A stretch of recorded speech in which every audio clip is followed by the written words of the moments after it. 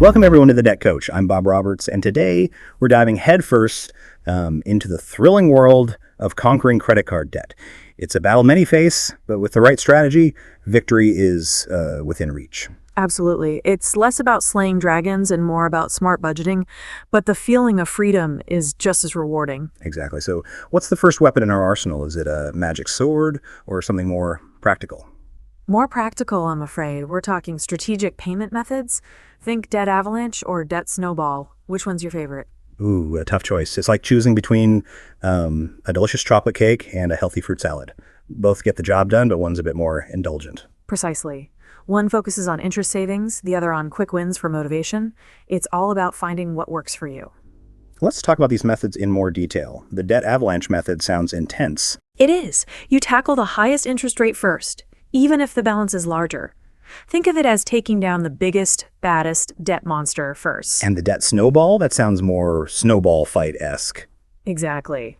You start with the smallest balance, regardless of interest. It's all about that satisfying feeling of crossing something off your list. It's a psychological win that keeps you going.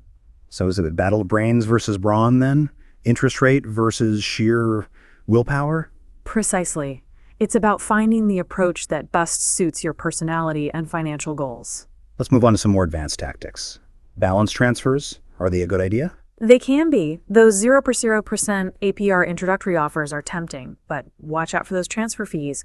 It's like getting a discount on a loan, but with a small entry fee. So it's a calculated risk? Absolutely. Make sure you can pay it off before the introductory period ends. Otherwise, you'll be paying full interest. And debt consolidation, is that like merging all your debts into one big happy family? It can be, but it's important to choose the right method. Personal loans can offer lower interest rates, but home equity loans come with risks. So it's like choosing the right family therapist for your debt family. Exactly. You need to find the right fit to avoid further complications. Let's talk about the nitty-gritty. Paying more than the minimum, is that really necessary? Absolutely. Credit card companies love minimum payments. They're like tiny vampires, slowly draining your financial lifeblood. So we need to stake them, financially speaking? Precisely. Pay more than the minimum to accelerate your progress. And what about managing spending? Any tips for avoiding impulse buys? Budgeting is key. Track your expenses, cut back on non-essentials, and consider using cash instead of cards. It makes spending feel more real. So it's like a financial detox. Exactly. A cleanse for your finances. What if you're really struggling? Should you just hide under the covers? Definitely not. Contact your creditors. They might be willing to negotiate lower interest rates or offer hardship programs. This is like negotiating a peace treaty with your debt? Exactly. Sometimes a little diplomacy goes a long way.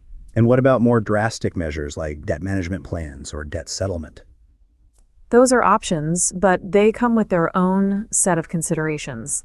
A credit counselor can help you navigate those waters. And bankruptcy, is that the nuclear option? It is, but it's a last resort. It can severely impact your credit score, so it's a decision that shouldn't be taken lightly.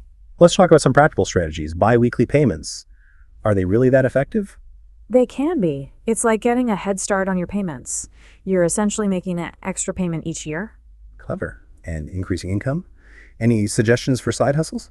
There are tons. Freelancing, gig work, selling crafts. It all depends on your skills and interests. So it's about turning your passions into profit. Exactly. It can be a fun way to tackle your debt. How do you stay motivated when things get tough? Celebrate small victories. Acknowledge your progress and reward yourself appropriately. So it's like a reward system for your financial fitness journey? Exactly. Positive reinforcement is key. And what about avoiding setbacks? Any tips for preventing new debt? Stick to your budget, avoid impulse buys, and be mindful of your spending habits. So it's about maintaining discipline and staying focused on the goal. Absolutely. It's a marathon, not a sprint. That was a great discussion. Remember, conquering credit card debt is achievable with the right plan and mindset. Click that subscribe button, share this episode with your friends, and head over to PlanMyPayoff.com to create your personalized credit card payment plan. Thanks for listening.